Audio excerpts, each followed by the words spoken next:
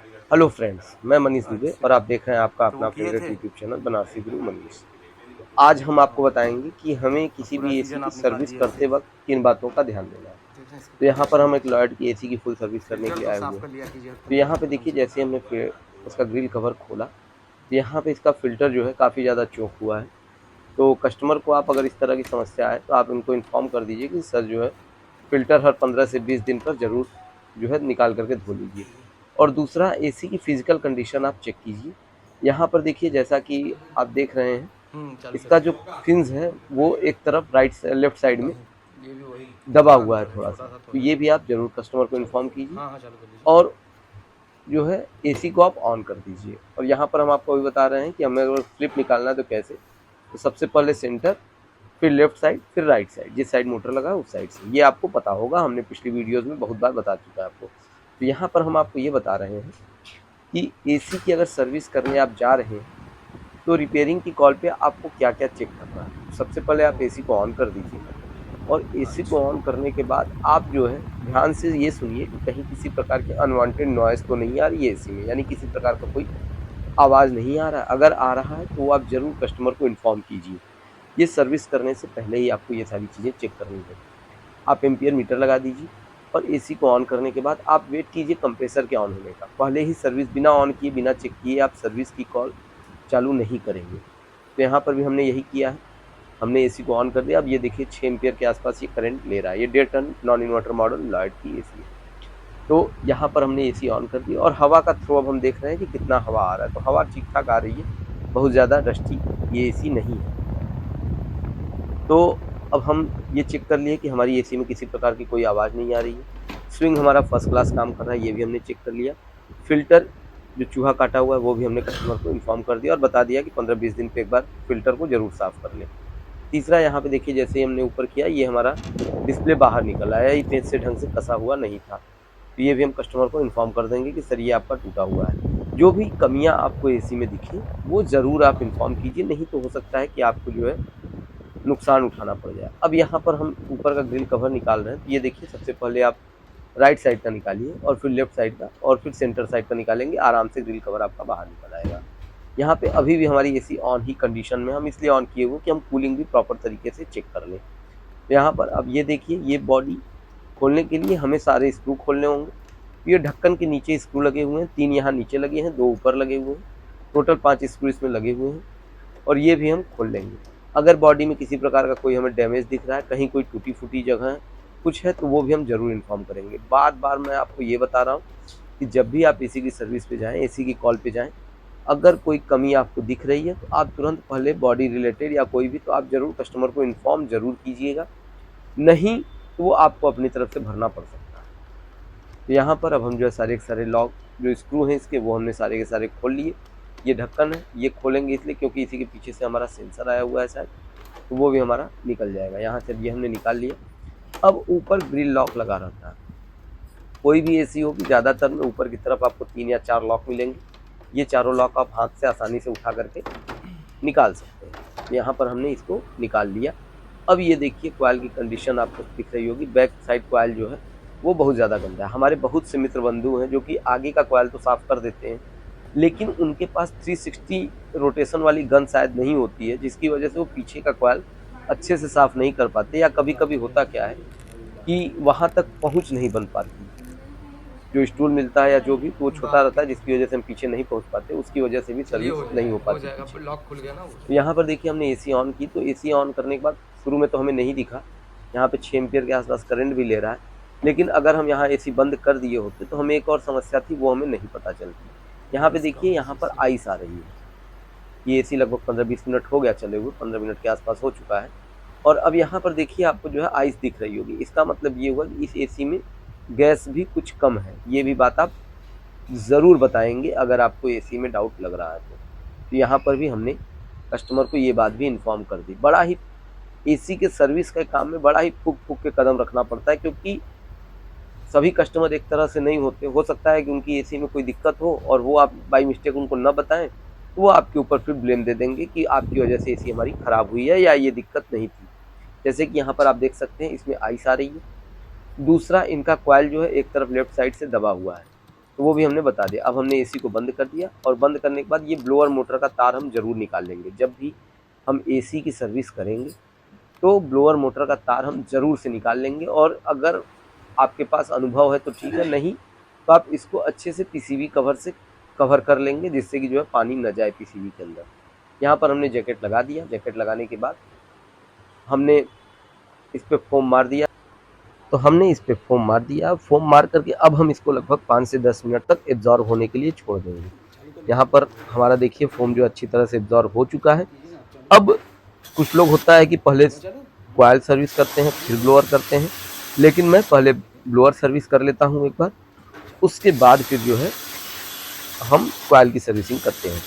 तो यहाँ पर हम आपको ये बता रहे हैं कि जब भी हम ब्लोअर का तार निकाले क्यों, ये आप देखे होंगे कि मैं जब भी जो है किसी भी एसी सर्विसिंग की कॉल पे जाता हूँ और सर्विस करता हूँ तो ब्लोअर का तार ज़रूर निकालता हूँ। वो इसलिए निकाला जाता है क्योंकि जब आप ब्लोअर पे पानी मारेंगे तो बहुत तेज़ी से घूमेगा, और घूमने की वजह से क्या होगा, इसमें बिजली पैदा होगी, और वो अगर पीसीबी से कनेक्टेड होगा तो हो सकता है कि हमारा पीसीबी भी ख़राब हो जाए, क्योंकि कितना वोल्टेज बन रहा है वो रोटेशन के ऊपर डिपेंड करता है। अगर बहुत ज़्यादा तेज़ी से रोटेशन हुआ तो बहुत ज़्यादा हाई करंट बनेगा, जिससे हमारी पीसीबी जल सकती है।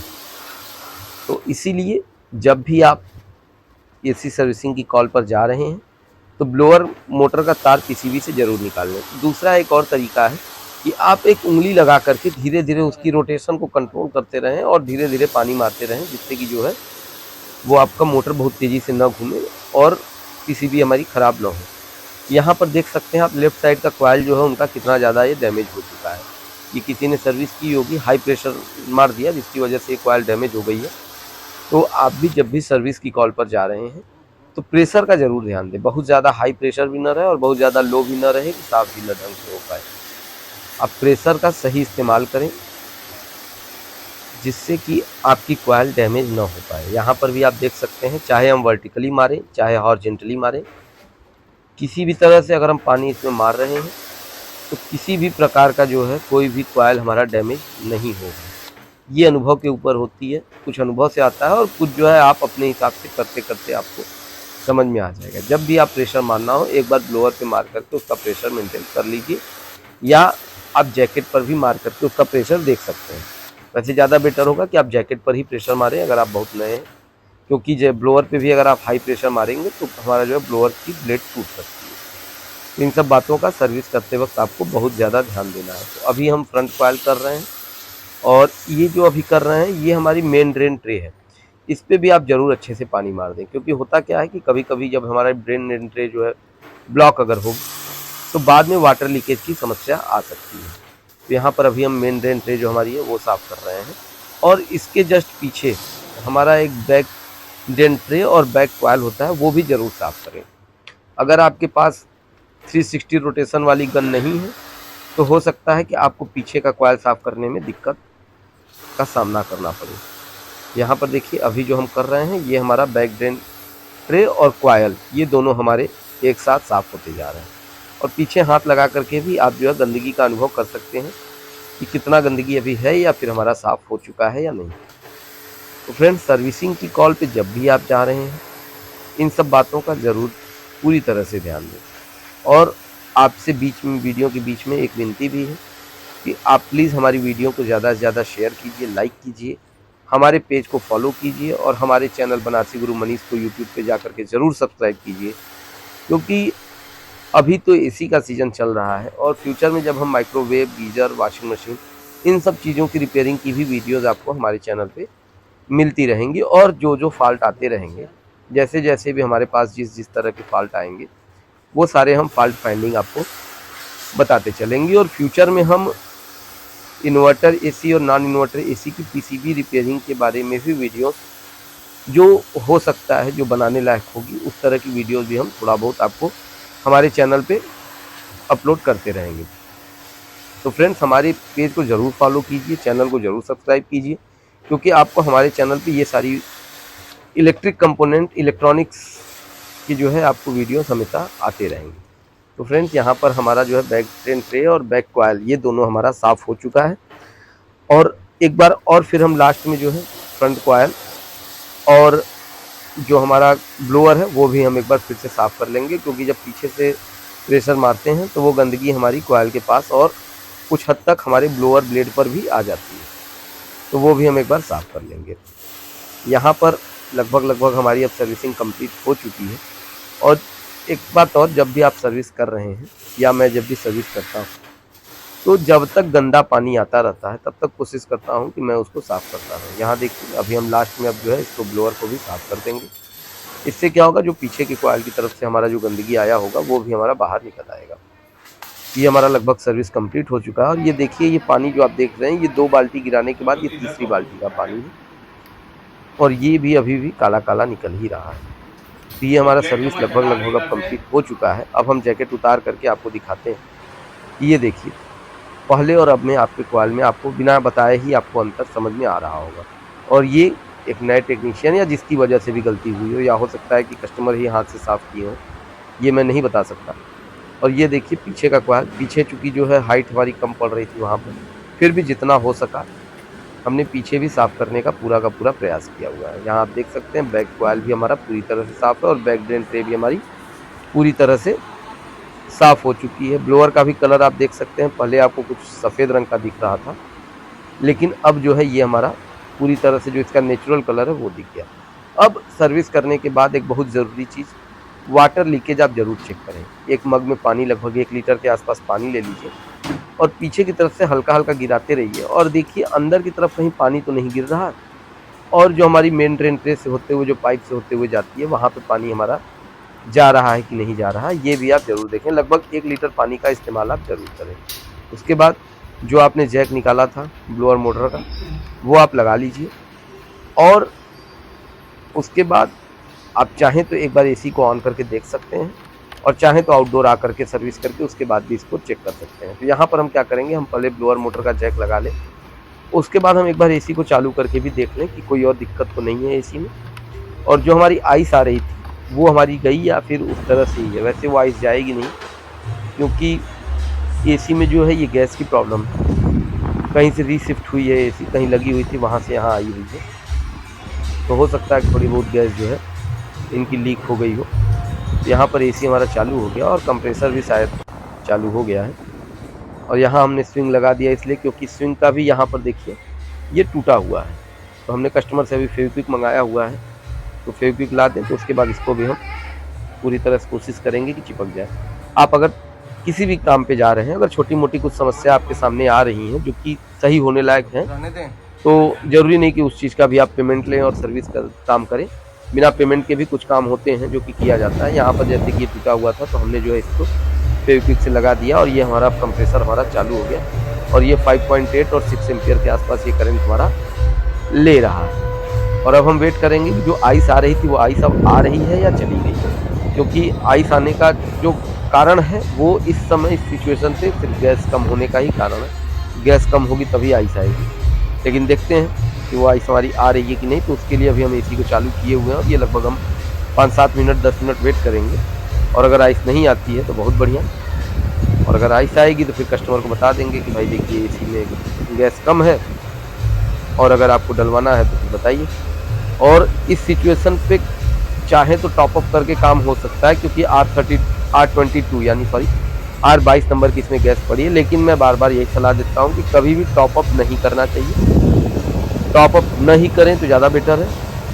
और R22 गैस थोड़ी सी कम रिस्की गैस है, टॉप अप आप कर सकते हैं लेकिन नहीं करना चाहिए, क्योंकि कभी कभी जो है वो काम अच्छे से नहीं कर पाती। यहाँ आप देखिए 5.5 एम्पियर के आसपास करंट हो गया, यानी अब एसी हमारी जो है परफेक्ट वर्क कर रही है, लेकिन हाँ इसमें थोड़ी सी गैस की कमी है। तो अब हम चलेंगे आउटडोर के पास और आउटडोर की भी सर्विस अब हम करेंगे, और वो किस तरह से हम सर्विस करते हैं वो भी हम इसी वीडियो में आगे जानेंगे।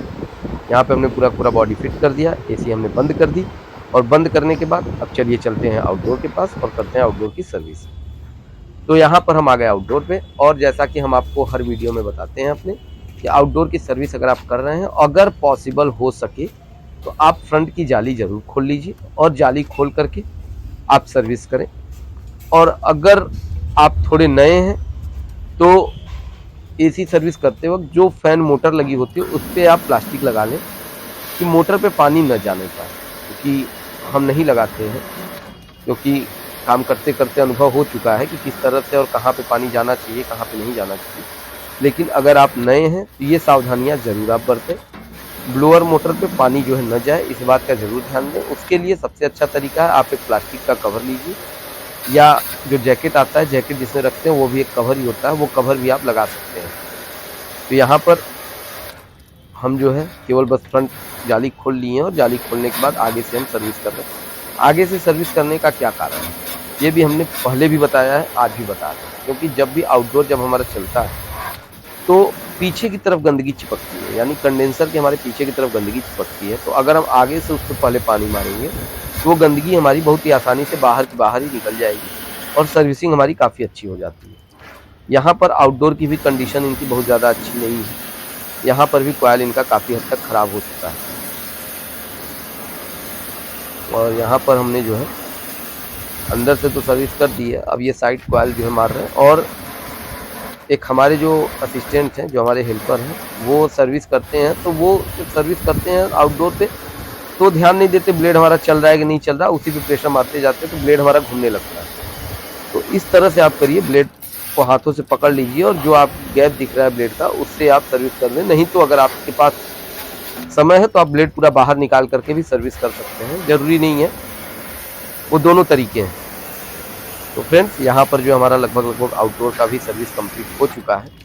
तो चलते चलते एक बार फिर आपसे वही विनती कि अगर आपको हमारी वीडियो अच्छी लगे तो प्लीज़ वीडियो को लाइक कीजिए, शेयर कीजिए, और हमारे फेसबुक पेज पर नए हैं तो पेज को फॉलो कीजिए। और अगर आप यूट्यूब चैनल पर देख रहे हैं तो हमारे चैनल बनारसी गुरु मनीष को सब्सक्राइब कीजिए। मिलते हैं इसी तरह किसी और नई वीडियो में, तब तक के लिए हर हर महादेव।